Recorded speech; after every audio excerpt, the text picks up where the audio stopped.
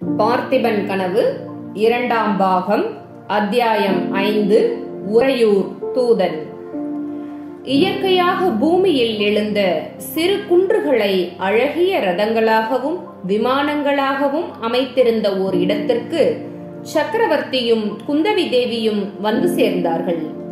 அந்த விமான கோயில்களை ஒட்டி ஒரு கல் யானையும் கல் சிங்கமும் காணப்பட்டன.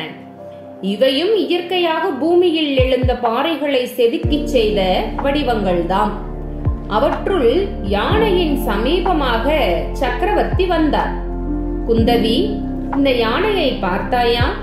தத்ரூபமாய் உயிருள்ள யானை நிற்பது போலவே தோன்றுகிறது அல்லவா? 30 வருஷத்துக்கு முன்னால் இங்கே இந்த யானை இல்லை, ஒரு மொட்டை கற்பாறைதான் நின்றது. இந்த கோயில்கள் எல்லாமும் அப்படித்தானே மொட்டை மலைகளாய் இருந்தன என்று குந்தவி கேட்டாள். ஆமாம் குழந்தாய், இன்று நீயும் நானும் வந்திருப்பது போல் 30 வருஷத்துக்கு முன்னால் என் தகப்பனாருடன் நான் இங்கு வந்தேன். உன் தாத்தாவை பற்றித்தான் உனக்கு எல்லாம் தெரியுமே. சிற்பம் சித்திரம் என்றால் அவருக்கு ஒரே பைத்தியம். உங்களுக்கு பைத்தியம் ஒன்றும் குறைவாய் இல்லையே என்று குந்தவி குறுக்கிட்டாள். சக்கரவர்த்தி புன்னகையுடன், என்னை விட அவருக்குத்தான் பைத்தியம் அதிகம். செங்கல்லினாலும் மரத்தினாலும் அவர் 1000 கோயில்கள் கட்டினார். அப்படியும் அவருக்கு திருப்தி உண்டாகவில்லை. என்றும் அழியாத பரம்பொருளுக்கு என்றும் அழியா கோயில்களை கட்ட வேண்டும் என்று ஆசைப்பட்டார். மலையை குடைந்து கோயில்கள் அமைக்க விரும்பினார். அந்த காலத்திலேதான் ஒரு நாள் அவரும் நானும் இந்த பக்கம் சுற்றி கொண்டு வந்தோம். அப்போது எனக்கு உன் வயதுதான் இருக்கும். தற்செயலாக ஆகாசத்தை பார்த்தேன். வெண்ணிறமான சிறு சிறு மேகங்கள் வானத்தில் அங்கும் இங்கும் அலைந்து கொண்டிருந்தன. அந்த மேகங்கள் அவ்வப்போது வெவ்வேறு ரூபம் கொண்டு தோன்றின. ஒரு சிறு மேகம் யானையை போல் காணப்பட்டது. அதை பார்த்ததும் எனக்கு ஒரு யோசனை தோன்றியது. இந்த பாறை அண்டை வந்தேன். கையில் கொண்டு வந்திருந்த காசி கத்தியினால் யானையின் உருவத்தை இதன் மேல் வரைந்தேன். அதை அப்பா பார்த்து கொண்டே இருந்தார். யானை உருவத்தை நான் எழுதி முடித்ததும் என்னை கட்டி தூக்கி கொண்டு கூத்தாடத் தொடங்கினார். நரசிம்மா, என்ன அற்புதமான யோசனை உன் யோசனை! இங்குள்ள பெரிய பாறைகளையெல்லாம் கோயில்களாக்கி விடுவோம். சின்ன சின்ன பாறைகளையெல்லாம் வாகனங்களாக செய்து விடுவோம். இந்த உலகம் உள்ள அளவும் அழியாதிருக்கும் அற்புத சிற்பங்களை எழுப்புவோம் என்று வெறிபிடித்தவர் போல் கூறினார். அவ்விதமே சீக்கிரத்தில் இங்கே சிற்ப வேலைகளை ஆரம்பித்தார். அது முதல் 20 வருஷ காலம் இந்த பிரதேசத்தில் இடைவிடாமல் ஆயிரக்கணக்கான கல் ஒளிகளின் சத்தம் கேட்டுக்கொண்டிருந்தது. நான் வடதேசத்துக்கு படையெடுத்து போன போதுதான் நின்றது. இவ்விதம் சொல்லி சக்கரவர்த்தி நிறுத்தி ஏதோ யோசனையில் ஆழ்ந்தவர் போல் இருந்தார். சற்று பொறுத்து குந்தவி, ஆமாம் அப்பா, 20 வருஷமாய் நடந்து வந்த சிற்ப பணியை நிறுத்திவிட்டீர்களே என்ற சந்தோஷத்தினால்தான் உங்கள் பெயரை இந்த பட்டினத்துக்கு வைத்தார்கள் போலிருக்கிறது என்று சொல்லிவிட்டு குறும்பாக புன்னகை செய்தாள். அதை கேட்ட சக்கரவர்த்தி உரக்க சிரித்துவிட்டு, இல்லை அம்மா, இந்த சிற்ப புரி தோன்றுவதற்கு நான் காரணமாய் இருந்தபடியினால் என் தகப்பனார் இப்பட்டினத்துக்கு என் பெயரை அளித்தார். நரசிம்மன் என்ற பெயருடன் எத்தனையோ ராஜாக்கள் வரக்கூடும். மாமல்லன் என்ற பட்டப்பெயர் வேறொருவரும் வைத்துக் கொள்ள மாட்டார்கள் என்று யோசித்து அப்பா இந்த பட்டினத்துக்கு மாமல்லபுரம் என்று பெயர் சூட்டினார். அப்பாவுக்கு என் மேலேதான் எவ்வளவு ஆசை என்று கூறி மறுபடியும் யோசனையில் ஆழ்ந்தார். ஆமாம், தாத்தாவுக்கு உங்கள் பேரில் இருந்த ஆசையில் 100ல் 1 பங்கு கூட உங்களுக்கு என் அண்ணா மேல் கிடையாது. இருந்தால் அண்ணாவை கப்பலேற்றி சிங்களத்துக்கு அனுப்புவீர்களா என்று கேட்டாள் குந்தவி. குழந்தாய் கேள், என்னுடைய இளம் வயதில் எனக்கு எத்தனையோ மனோரதங்கள் இருந்தன. அவற்றில் பல நிறைவேறின. ஆனால் ஒரே ஒரு மனோரதம் மட்டும் நிறைவேறவில்லை. கப்பல் ஏறி கடல் கடந்து தூர தூர தேசங்களுக்கெல்லாம் போய் வர வேண்டும் என்று நான் அளவில்லாத ஆசை கொண்டிருந்தேன். அதற்கு என் தந்தை அனுமதிக்கவில்லை. நான் இந்த பல்லவ சிம்மாசனத்தில் ஏறிய பிறகு கடல் பிரயாணம் செய்வது என்பது முடியாத காரியமாகிவிட்டது. எனக்கு கிடைக்காத பாக்கியம் என் பிள்ளைக்காவது கிடைக்கட்டுமே என்றுதான் உன் தமையனை சிங்களத்தீவுக்கு அனுப்பினேன். இன்னும் எனக்கு எந்த சிறுபிள்ளையிடமாவது அதிகமான பிரியம் இருந்தால் அவனையும் கடல் பிரயாணம் செய்து வரும்படி அனுப்புவேன் என்றார் சக்கரவர்த்தி.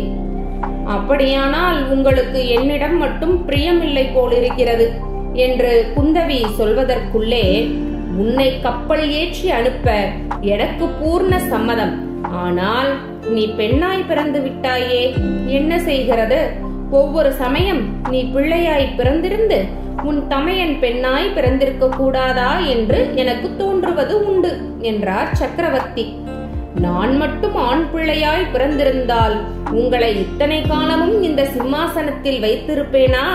ஹம்சன் செய்ததை போல் உங்களை சிறையில் போட்டுவிட்டு நான் பட்டத்துக்கு வந்திருக்க மாட்டேனா? அண்ணாவுக்கு ஒன்றுமே தெரியாது, சாது.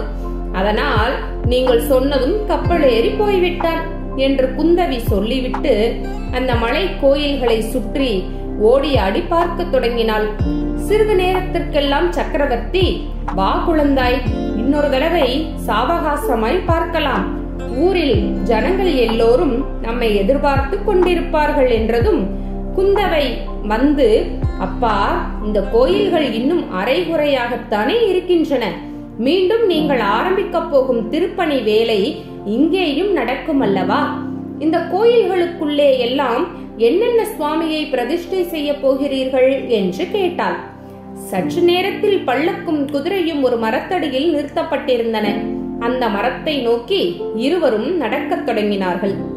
குந்தவியின் கேள்விக்கு பதிலாக சக்கரவர்த்தி பின்வருமாறு சொன்னார். இல்லை குழந்தாய், இந்த கோயில்கள் இப்படியேதான் பூர்த்தி பெறாமல் இருக்கும். இந்த இடத்தை தவிர மற்ற இடங்களில் எல்லாம் வேலை நடக்கும். குந்தவி, ஆயனர் என்ற மகா சிற்பி இந்த ஊரில் இருந்தார். அவருடைய தலைமையில்தான் இந்த கோயில்களின் வேலை ஆரம்பமாயிற்று. அவர்தான் இவ்வளவு வரை செய்து முடித்தவர். பிறகு அவர் சில துரதிருஷ்டங்களுக்கு ஆளானார். கொஞ்ச நாளைக்கு முன் சொர்க்கம் சென்றார். அவர் தொடங்கிய வேலையை செய்து முடிக்கக்கூடிய சக்தி உள்ளவர்கள் இப்போது யாரும் இல்லை, இனிமேல் வரப்போவதும் இல்லை. ஆயனரை பற்றி கேள்விப்பட்டிருக்கிறேன் அப்பா, அவருடைய மகள் என்று குந்தவி சொல்வதற்குள், அதோ யாரோ குதிரை மேல் வருகிறானே, யாராயிருக்கும் என்றார் மகாமல்லர். பேச்சை மாற்றுவதற்காகவே அவர் சொன்ன போதிலும் உண்மையில் கொஞ்ச தூரத்தில் ஒரு குதிரை வந்து கொண்டுதான் இருந்தது. சக்கரவர்த்தியும் குந்தவியும் மரத்தடிக்கு போய் நின்றதும் அங்கே குதிரை வந்து நின்றதும் சரியாய் இருந்தன. குதிரை மேல் இருந்தவன் விரைவாக இறங்கி பயபக்தியுடன் சக்கரவர்த்தியின் அருகில் வந்து ஓர் ஓலையை நீட்டினான். அடியேன் தண்டம், உறையூரிலிருந்து வந்தேன். அச்சுத பல்லவராயர் இந்த ஓலையை ஒரு கணமும் தாமதியாமல் சக்கரவர்த்தியின் திருச்சமூகத்தில் சேர்ப்பிக்க வேண்டும் என்று கட்டளையிட்டார் என்றான். சக்கரவர்த்தி ஓலையை வாங்கிக் கொண்டார். அதில் என்ன எழுதியிருக்கிறது என்று பார்க்காமலே தூதனை நோக்கி, நீ போகலாம், இதில் அடங்கிய விஷயத்தை பற்றிய கட்டளை நேற்றே அனுப்பிவிட்டோம் என்றார். தூதன் தண்டம் சமர்ப்பித்துவிட்டு திரும்பி விரைந்து சென்றான். நன்றாயிருக்கிறது அப்பா, நீங்கள் ராஜ்யபாரம் செய்கிற லட்சணம். ஓலை வந்தால் அதை படித்து கூட பார்க்கிறது இல்லையா என்று கோமகள் கேட்டாள். என்னுடைய ஞான திருஷ்டியில் உனக்கு நம்பிக்கை இல்லை போலிருக்கிறது. இந்த ஓலையில் என்ன எழுதியிருக்கிறது என்று சொல்லட்டுமா? சோழ ராஜகுமாரன் விக்ரமன் இந்த புரட்டாசி பௌர்ணமி அன்று சோழ நாட்டின் சுதந்திர கொடியை உயர்த்த உத்தேசித்திருக்கிறான். அவனை என்ன செய்வது என்று தளபதி அச்சுத பல்லவராயன் கேட்டிருக்கிறான். நீ வேணுமானால் படித்து பார் என்று ஓலையை குந்தவியிடம் கொடுத்தார். குந்தவி அதை படித்துவிட்டு வியப்புடன் சக்கரவர்த்தியை நோக்கினாள். உங்களிடம் ஏதோ மந்திர சக்தி இருக்கிறது அப்பா, அந்த மந்திரத்தை எனக்கும் சொல்லிக் கொடுக்க கூடாதா என்றாள். சக்கரவர்த்தி குதிரையின் மேலும் குந்தவி பல்லக்கிலும் அமர்ந்தார்கள். வழியில் கோமகள், அப்பா, அந்த ராஜகுமாரனுக்கு என்ன அவ்வளவு அகந்தை? மாமல்ல சக்கரவர்த்தியின் கீழ் கப்பம் கட்டி கொண்டு வாழ கொடுத்து வைக்க வேண்டாமா? அவனை நீங்கள் சும்மா விடக்கூடாது, தகுந்த தண்டனை கொடுக்க வேண்டும் என்றாள். ஆமாம் குழந்தாய், ஆமாம், அவனை சும்மா விடப்போவதில்லை. காஞ்சிக்கு அழைத்து வரச் செய்து நானே தகுந்த தண்டனை விதிக்கப் போகிறேன் என்றார் சக்கரவர்த்தி. அடுத்த அத்தியாயத்தில் சந்திப்போம்.